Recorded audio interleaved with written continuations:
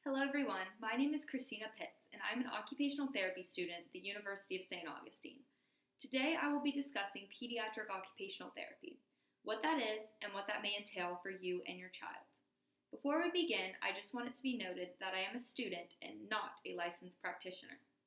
I'm going to begin by giving you a definition of pediatric occupational therapy and discussing what occupations are as it relates to childhood. Then I will discuss treatment sessions or the occupational therapy intervention process to give you more of an idea of what it will look like from when you come in for an evaluation to when you start treatment sessions.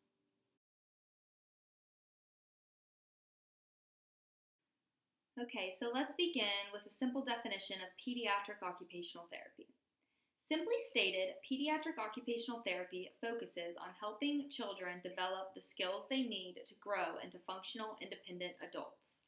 Occupational therapists work with children, their families, caregivers, and teachers to promote active participation in activities or occupations that are meaningful to them.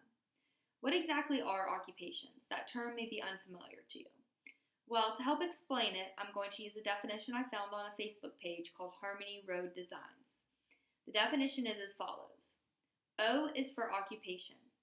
Occupation is a vintage term for meaningful activity. Occupational therapists help clients to participate in occupations meaningful to them as independent as possible.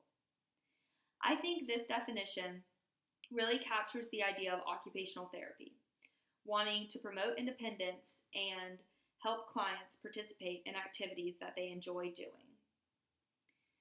So for children, occupations are activities that enable them to learn and develop life skills to be successful in preschool and school activities, be creative and experience joy through play, and thrive by being able to be independent through self-care and forming relationships with others.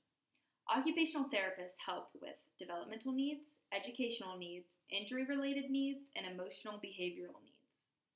Primary occupations for infants, toddlers, and young children are playing, learning, and being interactive with caregivers and eventually their peers. Occupational therapy interventions address developmental milestones, including assistance with movement to sit, crawl, or walk independently, learning to pay attention and follow simple instructions, develop the ability to eat, drink, wash, and dress independently. These are known as ADLs, or activities of daily living. Learning to cope with disappointment or failure for emotional regulation, reducing environmental stimuli such as noise for a child who is easily distracted, building skills for sharing, taking turns, and playing with peers. Occupations for older children and teens involve education, forming and maintaining friendships, and beginning transition to work in more independent higher education such as college.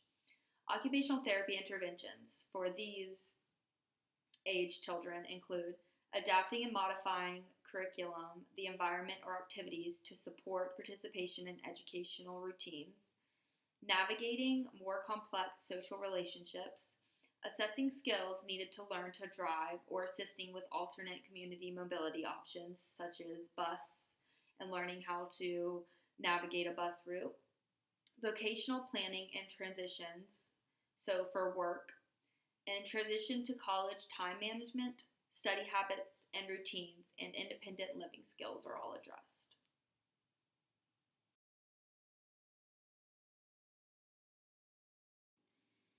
So now that you have a better understanding of pediatric occupational therapy as it relates to occupations, we'll discuss more of the intervention process. So the intervention process begins when a child or adolescent is referred to occupational therapy due to a specific diagnosis, such as autism, cerebral palsy, or Down syndrome, or because he or she exhibits a particular functional problem, such as poor fine motor skills or poor attention. So occupational therapy provides a holistic or client-centered approach, meaning the therapist takes a look at the whole person and creates an individualized plan of care with the assistance of the family or caregiver. Principles of client-centered intervention include assessment, team interaction, intervention, and lifespan approach.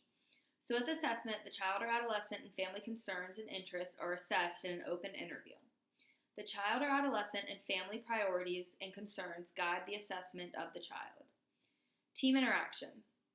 Child or adolescent and family are valued members of the intervention team. Communication is child and family friendly, and relationships are valued. Intervention. Child or adolescent with caregiver's guide intervention. Family may choose the level of participation they wish to have. Family and the child or adolescent interests are considered in developing intervention strategies, and when appropriate, intervention directly involves other family members. Lifespan approach. As the child transitions to pre-adolescence and adolescence, he or she becomes the primary decision maker for intervention goals and activities. So the occupational therapist focuses on using interventions to enhance the child's performance. They do this by optimizing the child's engagement. Occupational therapists want the child to be interested in the activity and want to engage in the activity. They need the child to be attentive, focused, and calm. Occupational therapists optimize a child's engagement by using a sensory approach and providing social-emotional supports. So by using a sensory approach, the occupational therapist may use deep touch or rhythmic movements to elicit a psychological response of pleasure to engage the child. Different ways to do this include joint compressions, hugging, and swinging. By providing social-emotional supports, say by relating to the child on a personal level, this helps to promote self-efficacy and motivation. The occupational therapist then prepares the child to participate while establishing a therapeutic relationship through trust, showing a positive affect, respecting the child's emotions, showing personal interest in the child, and seeking opportunities for personal connection.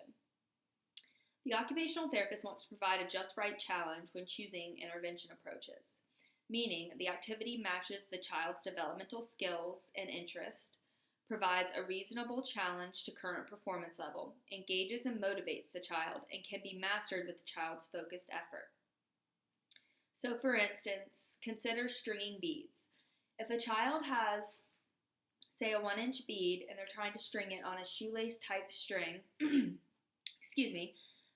they're having difficulty because they have poor fine motor skills, the occupational therapist may choose to give them a pipe cleaner to string beads on until they get stronger at that task.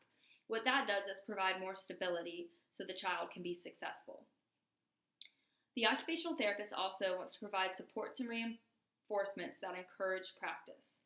By doing this, they help the child be successful. And by providing supports and reinforcement, that means that the occupational therapist just gives the child what they need to be successful. And lastly, the occupational therapist supports the child's transfer of newly learned skills across the environment. They do this by educating parents, caregivers, and teachers. So that's all I have about pediatric occupational therapy. If you have any questions, feel free to talk to your occupational therapist. Thank you for taking the time to watch this video.